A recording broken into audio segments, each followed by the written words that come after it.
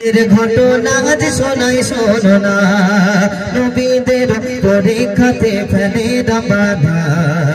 এক নবীদের ঘটনা আজ শোনাই শোনো না। খোদা প্রেমে ছিল বড় আইয়ুব নবী, সেই জামানায় কুষ্ঠ রোগে ধরে তার সারা শরীর ঘা হয়ে যায়। খোদা প্রেমে ছিল বড় আইয়ুব নবী, সেই জামানায় কুষ্ঠ রোগে ধরে সারা শরীর ঘা হয়ে যায়। গোস্ত পচে গায়ে দুর্গন্ধে গ্রামের মানুষ থাকতে পারে না। বলে শোনো না, গ্রাম থেকে তাড়িয়ে দাও না। বলে শোনো না, গ্রাম থেকে তাড়িয়ে দাও না। তাহলে আমাকে আপনাকে কেন আল্লাহ ছাড় দিয়েছে? আইয়ুব নবী তিনি একজন নবী ছিল, আল্লাহ পাক সেই নবীকেও ছাড়নি। কঠিন রোগ দিয়েছিল আইয়ুব নবীকে।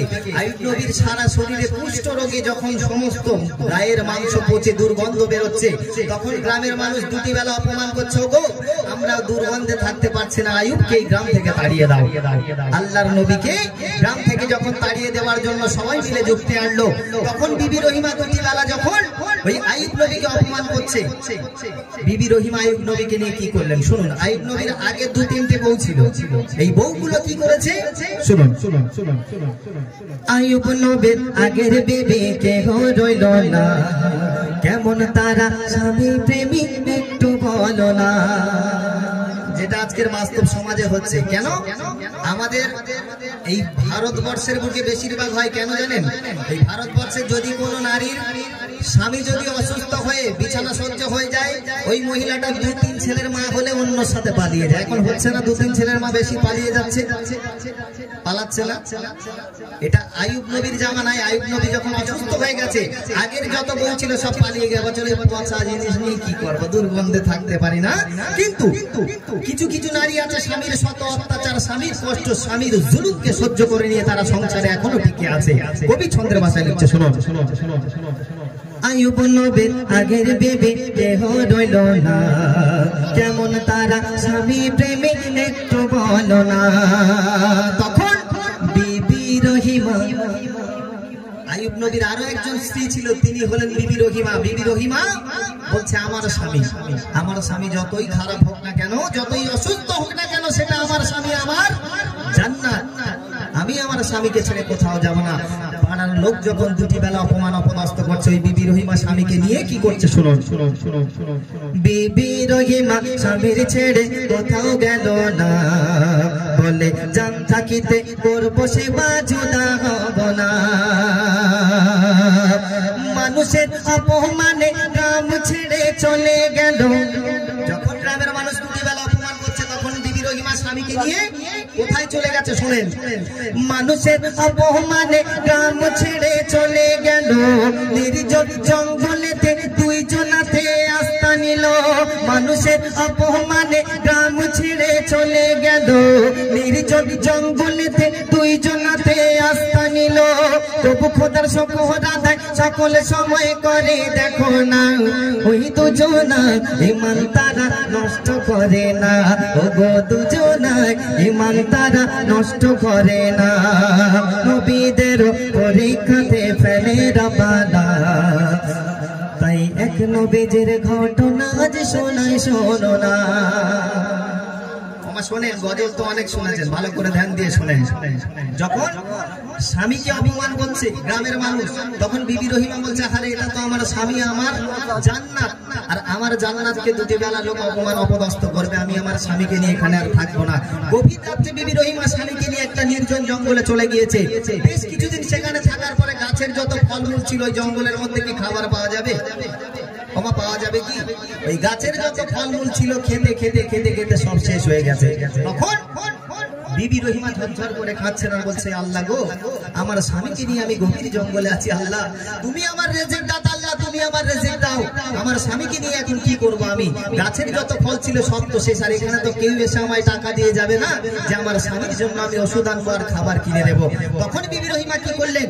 ছুটতে ছুটতে ছুটতে ছুটতে একটা গ্রামের মধ্যে গেলেন, আর সেখানে গিয়ে কি করছে শুনুন। কয়েকদিন ওই পেটে তাদের জটেনি খানা, তাই আইয়ুব নবী কষ্ট যে আর সইতে পারে না।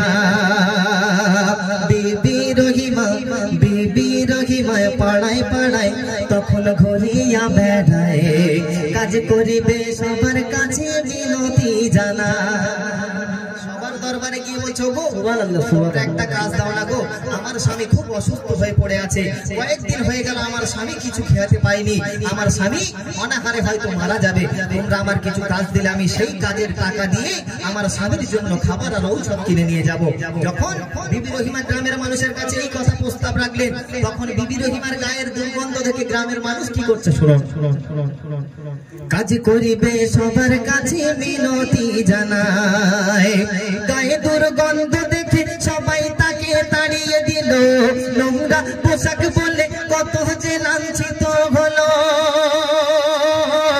গায়ে দুর্গন্ধ দেখে সবাই তাকে তাড়িয়ে দিল নোংরা পোশাক বলে কত যে লাঞ্ছিত হলো অবশেষে এক রমণী ডেকে তখন বলছে শোনো না সবাই যখন যুদ্ধ করে তাড়িয়ে দিয়েছে আমার আল্লাহ পাক একটা রাস্তা খুলে দিয়েছে কি রাস্তা একটা রমণী বলছে গো রহিমা তোমায় আমি কিছু টাকা দিতে পারি কিন্তু একটা শর্তে কি শর্তে ওই রমণী তখন বলছে ও রহিমা তোমার মাথার চুলগুলো কি বেচবে বলো না ও গো রহিমা মাথার চুলগুলো কি বেচবে বলো না বিবি রহিমার মাথার চুল ছিল খুব ঘন এবং খুব লম্বা খুব সুন্দর আর যে রমণীটা টাকা দেওয়ার প্রস্তাব দিয়েছে সেই রমণীটা ছিল টাকলা মাথা তার মাথায় চুল ছিল না ওই রমণী বলছে গো রহিমা তুমি যদি চুলগুলো আমাকে বিক্রি করো আমি আমার মাথায় লাগাতে পারবো আর তার বিনিময়ে আমি তোমায় কিছু টাকা দিতে পারি তখন বিবি রহিমা কোনো উপায় না পেয়ে কি করলেন যখন বিবি রহিমা মাথার চুলগুলো বিক্রি করে দিয়েছে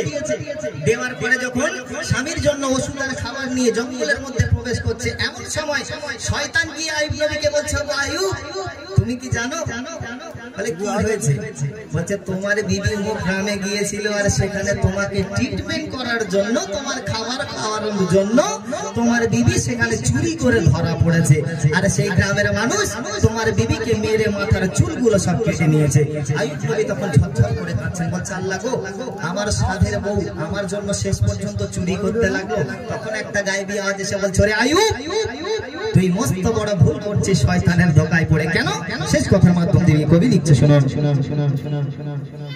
কাজ না পেয়ে রাজি হলো বিবি রহিমা বলছে আমি চুলগুলো দিয়ে দেবো আমার স্বামীকে সুস্থ করতে হবে আর এখনকার যুগের বউরা স্বামী যদি অসুস্থ হয় অমনি সঙ্গে সঙ্গে রং নাম্বারে পকার পার এ দু ছেলে তিন ছেলের মায়েরা বোঝে না গো বাচ্চা কাচ্চা চলে যাক আর আমার নতুন স্বামী বেঁচে থাকে কবি লিখছে শুনো কাজ না পেয়ে রাজি হলো বিবি রহিমা স্বামীর জন্য ওষুধ নিয়ে হলো রওনা তখন শয়তান বলে বিবি তোমার চুরি করেছে আইয়ুব শয়তান বলে বিবি তোমার চুরি করেছে তাই মেরে মাথার চুলগুলো তার কেটে নিয়েছে ধোঁকা খেয়ে আইয়ুব নবী বিবিকে তার ভুল বুঝিল আর গায়েবী আওয়াজ সে তখন সব ঘটনা বলে দিল